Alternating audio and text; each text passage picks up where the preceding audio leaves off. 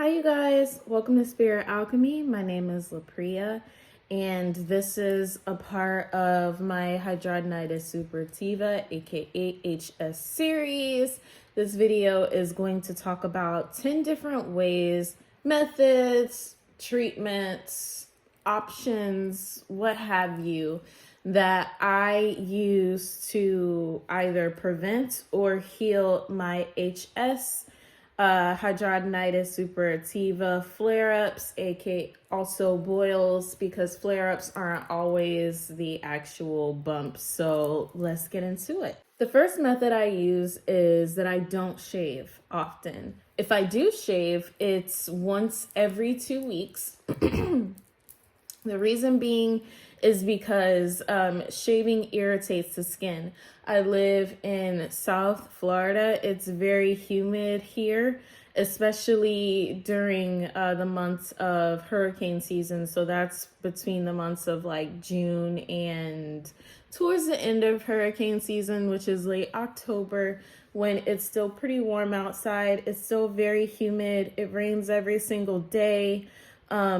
So I shave once every 2 weeks. Now, that doesn't mean I keep hair in my areas. You can if you want. There's no hair shame here, but I am somebody that uses different methods. One of my favorite methods to use to remove hair is the Magic Razorless Hair Cream Removal. 1 second, I'm gonna go and grab that. This, the Magic Razorless Cream Shave, I use a regular strength. I think this is actually for men, but it's worked wonders for me because I am African American. I have curly, coarse hair. I don't have straight hair. So unfortunately, a lot of the more popular hair removal cream brands, they don't work. I just find myself, reapplying and reapplying, and that's something that you're not supposed to do. That actually irritates the skin as well. But yeah, I apply this once, leave it on for about 5 minutes, and the hair comes straight off from the root. And again, if you have sensitive skin, I wouldn't recommend it for everybody. If you know that you can use hair removal creams, use it. If you feel like you have extremely sensitive skin to a point where you can't use products like this, then I would suggest going another route. Some people do, laser hair removal. That's never been financially something that I could continue to do over time. So eventually I hope to get to that. But in the meantime, I'm gonna use my $4 option. Again, if you do shave, don't do it too often. I've seen other HS videos where they say if you shave, if shaving is your only way, do it once a week, okay? Because if you do it more than that, it's going to become an issue. Yeah, so next option is to wax. Some women like to wax. I that is one of my options. If I don't use this, then I do get wax. But sometimes there are periods where you can't go and get wax. Like if you have a flare up or you have an open boil, then yeah, I use this and go around it. But if I'm completely clear down there, then I do go and get wax. That usually lasts for about 4 or 5 weeks at a time before you go and do it again. What I like about waxing is that you exfoliate before waxing, which brings me to my next point. Exfoliate often. And when I say often, I exfoliate once every 3 days. The purpose of exfoliating is to remove the dead skin, the dead layer of the outermost part of your skin. It's where you have the dust. It's where you have, stubborn dirt. It's stubborn skin, just dead skin follicles that you remove when you're exfoliating your skin. Now, the benefit of exfoliating when you have HS and you deal with flare-ups and boils and, Sorry, you guys. I'm working from my home office, but so I don't have my tripod. But the benefit of exfoliating is that if you have dealt with HS, you know that when you have a boil or a bump or a rising, whatever you call it, sometimes if your skin is extremely thick, it takes a longer time to bring it to a head and pop it and drain it. It takes a longer time to heal also. When you are, having a flare up, or you have a bump that's already there, that's already, on fire, and you're in pain. I found that when I have exfoliated often, they pop and they drain much faster, like a day or two versus a week or two if I haven't exfoliated at all for some time. There's some different exfoliation methods. Some people use the scrubs, but for some people that's too it's too rough for their skin. I'm one of those people. So I do like to use the exfoliator gloves. They're like $2 at Walmart or something like that. You could get them pretty cheap. Some people use the loofahs, but not the fake ones, like the actual plant. I forget what they're called. But I like to use the exfoliation gloves because they're pretty gentle. They're very soft. And they don't, cut my skin open while I'm scrubbing away the dead skin. Also, I personally would recommend making your own. There's a lot of DIY organic sugar exfoliator scrubs that you can make if you are sensitive to chemicals and you're not sure, if you don't want to spend the money, if you don't have the money to spend on the fancier exfoliator scrubs. Another thing that I make sure I do all the time, I invest in antibacterial and antimicrobial soaps. I don't use anything besides that in sensitive areas like my underarms or my groin area, my pubic area. Reason being is because I'm always sweating there. I'm always going to sweat there, and then hair grows there. And also, like, under the arms, your body is always going to, in the folds, it's always going to rub against one another. So it's always going to have that friction whether you want to or not. So if you're using soaps and things that have scents in them, that have aluminums in them, things that are, for the most part, I don't want to say unhealthy, but that is at least what a lot of people call them. And you're not making sure that you're tackling the bacteria before you're scrubbing your body when you're bathing, you run risks of getting the dirt and stuff that you're trying to wash off into those pores. And because we are prone to HS bumps, like that's especially if we've already been dealing with and trying to heal open wounds, it's going to be very easy to create a tunnel and have a new space for a bump. Some of my favorite antibacterial and antimicrobial soaps is the BioCleanse brand. It's a medical brand that at least my dermatologist recommended to me. There's a whole bunch out there, and I'll do more of these videos, but my favorite brand is BioCleanse. I get it from Target for like $9.99, and it makes it very squeaky clean. It smells light, it smells nice. In between that, because I've heard some people say that they use it too much and it stopped working for them, so I've always tried to balance it out, switch it up.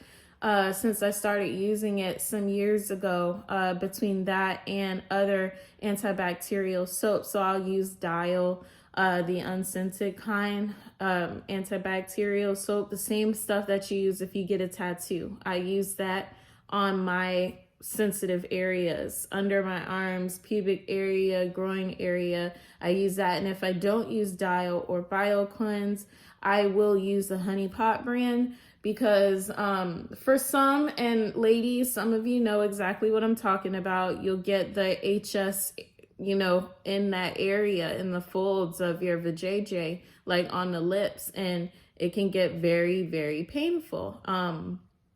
But there's soaps like Honey Pot where it's extremely pH balance friendly. So if you need to clean down there, you need to get cleansed, you don't have to worry about whether or not you're putting something up there that's going to mess you up, you know, later on down the line and cause other issues that you really don't want to be dealing with while you're already dealing with HS.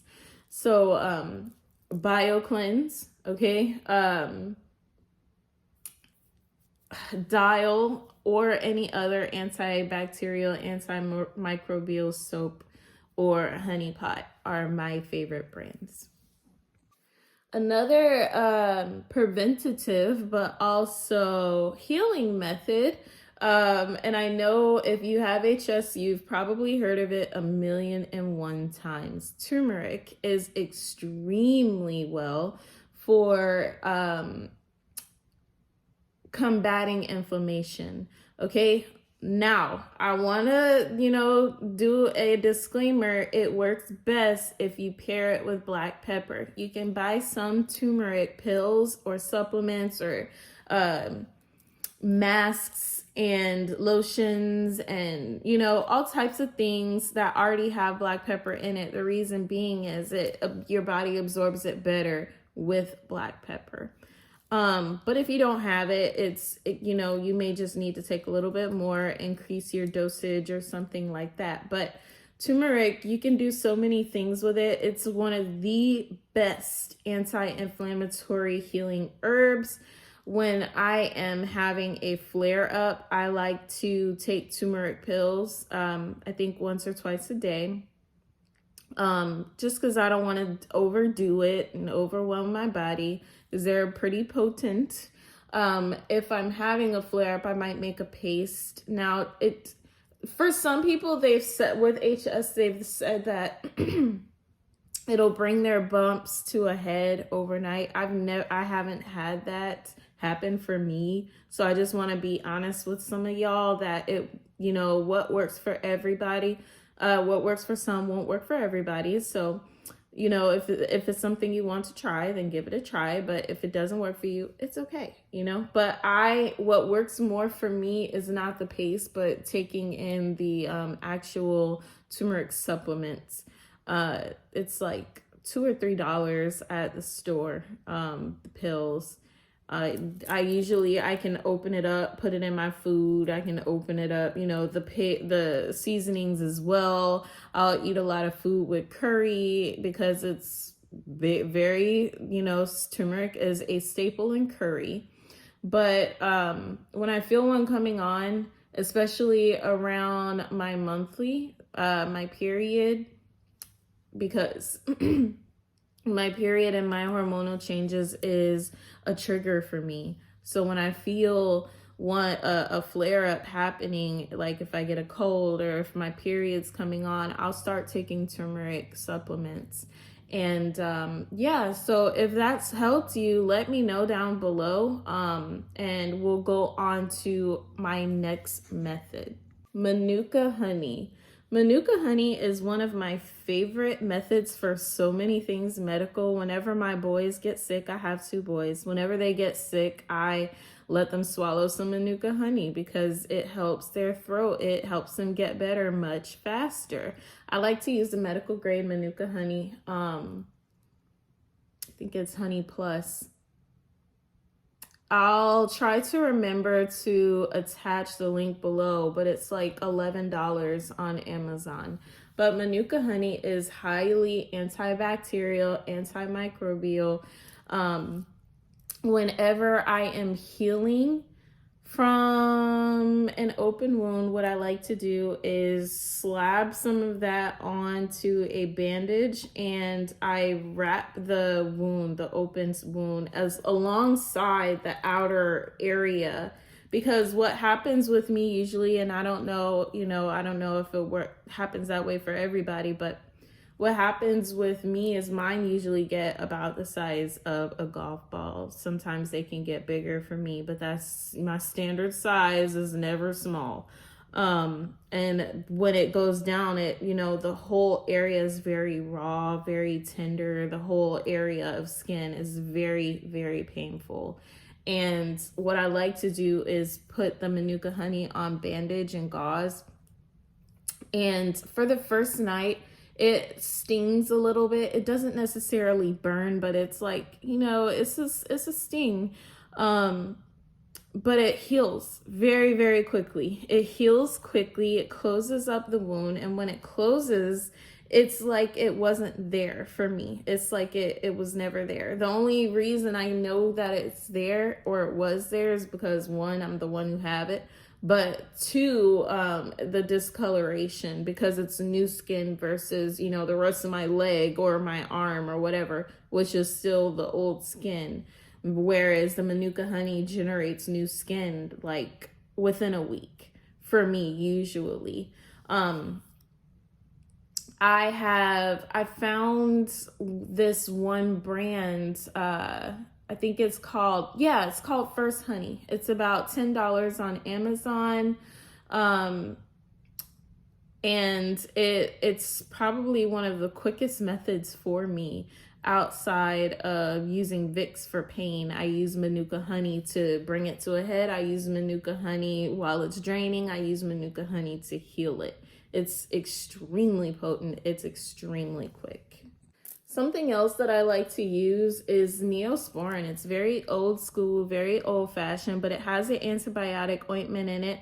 I prefer to use the one that's specifically for itching and burning, because you know that when you have a flare up, when the bump is actually there and when it's draining, it's all extremely painful. It burns, but it also itches because it's stretching out your skin.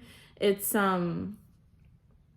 your skin is very inflamed, very irritated during that whole period. So Neosporin has always brought it to a head pretty quickly, but it's always also stopped the itching and the burning for me, or at least kept it at bay. I do the same method with Manuka Honey. Sometimes I'll switch up between Neosporin and Manuka Honey during the healing process, because both of them, it really helps the skin look its best, the best that it can look, very, very quickly.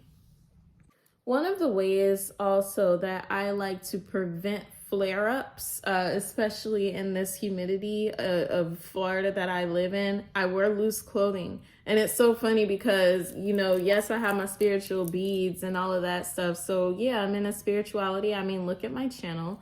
But also I have to wear loose clothes. I have to be flowy. I have to wear, clothes that look, borderline hippie type of stuff, because I can't wear tight clothes because I have HS.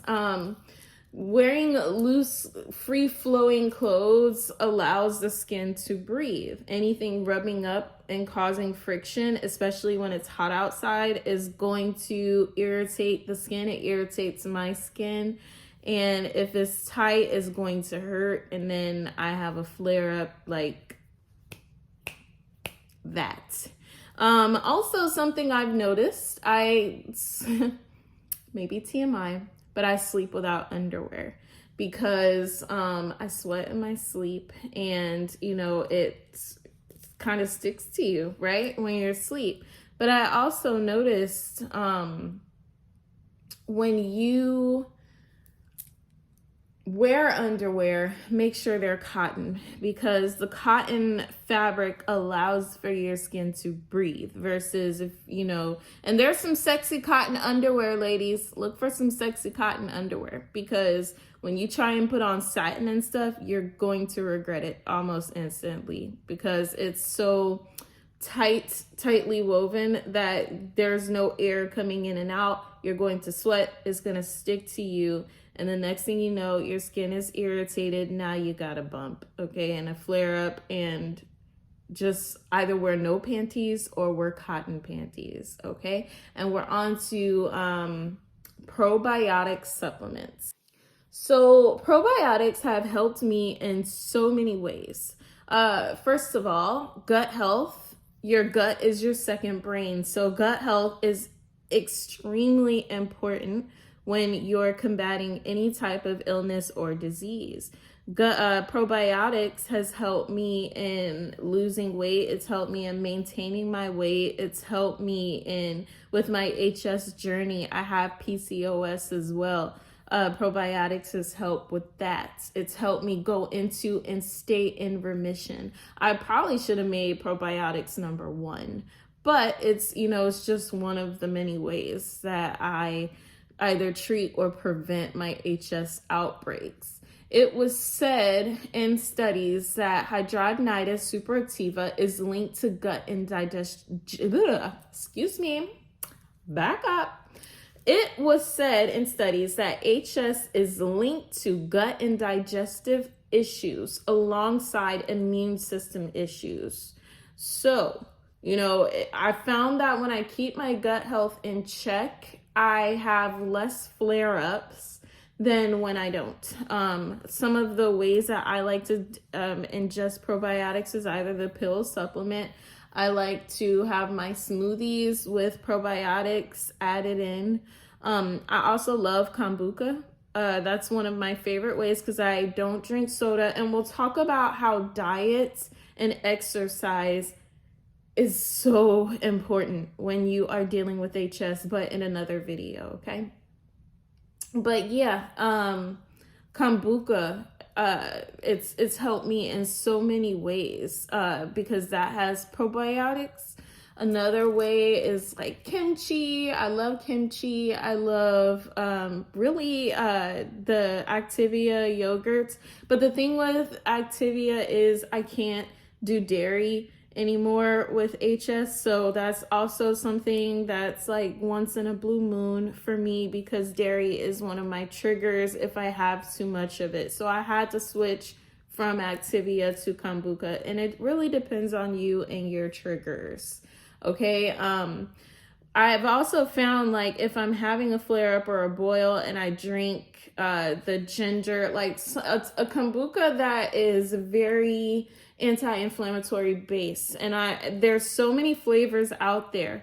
But what I usually do when I have a flare up is I drink some with ginger, some with turmeric, some with carrots, some that have pineapple, everything that's anti-inflammatory. I make sure that I'm drinking that in particular flavor because it's going to double, that boost is going to, you got the probiotics and you got the anti-inflammatory properties within that drink, okay?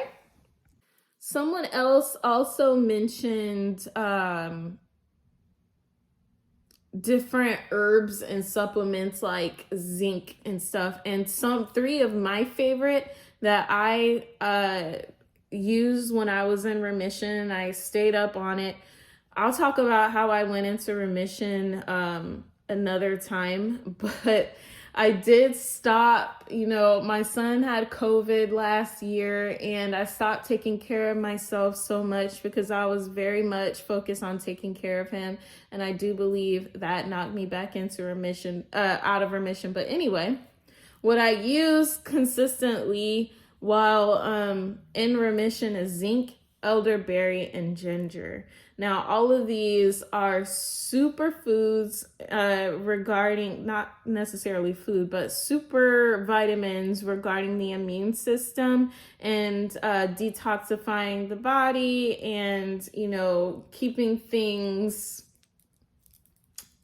on point. I found that when I'm having flare-ups too, if I take the zinc supplements, like right now I've had a cold and I've had HS flare-ups, so I just, I have this once every 3 hours or so. I have one of them and then it clears stuff up pretty quickly.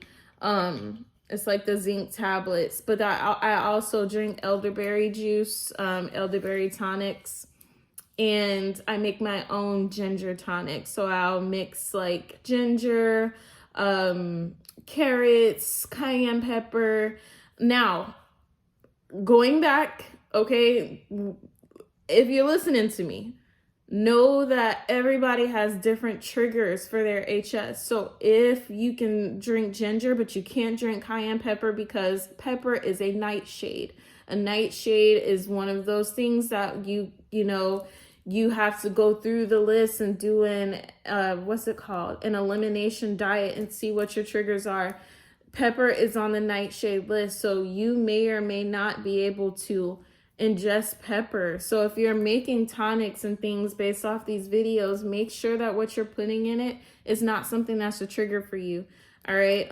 What I like to do, let's say if I'm not putting in pepper, I'll just blend up ginger, add some water, put it in the fridge.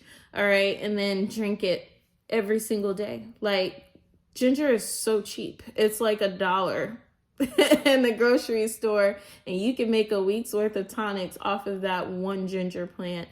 So it's a very easy, very, very quick way to add some immune system boosters into your system, okay? And then finally, exercise. Exercise, well, first of all, there will be plenty more videos about how I've dealt with my weight and my activity and fitness, especially somebody who has PCOS. And if you also have PCOS, you understand how hard it is to lose weight. You understand how hard it is to for some people, it's either extremely hard to lose weight or it's extremely hard to gain weight. It depends on where your PCOS is and how it's affecting you. Polycystic ovarian syndrome, for those of you who don't know. And I've been on both sides of the spectrum. I've been on the side where I could not lose weight to save my life. And then I've been on the spectrum where I can't gain weight. Like when I'm pregnant, as someone with PCOS, I actually struggle to gain weight. I've been pregnant twice. I have 2 boys. My doctors have had to put me on a diet plan because I was never able to actually gain weight when I was pregnant. Instead of gaining the pounds I needed to sustain a pregnancy, that when I was pregnant, I would lose like 25, 30 pounds, which is the craziest thing to me, but apparently it's a part of PCOS. So exercise is extremely important when you have HS. I know that especially if you've been struggling with losing weight, that's the last thing you want to hear, but it's true. I was able to go into remission and stay in remission for 6 years when I lost 100 pounds. When I was 100 pounds heavier than I am now, I would literally have 5 or 6 outbreaks at a time. And it was extremely painful. It was really difficult for me to live that way. It wasn't until I lost 100 pounds that I went from having 5, 6, 7 boils at a time to like just 1 per year. And then eventually I went into remission completely. And it's been 6 years since I had an outbreak, and here we are this year. So that's why I'm here now, to help y'all, help me, and we gonna help each other, okay? I love y'all so much, and I will let you all know in the next video 10 things I stopped eating with hidradenitis suppurativa and the reasons why. I'll see you next time. Bye.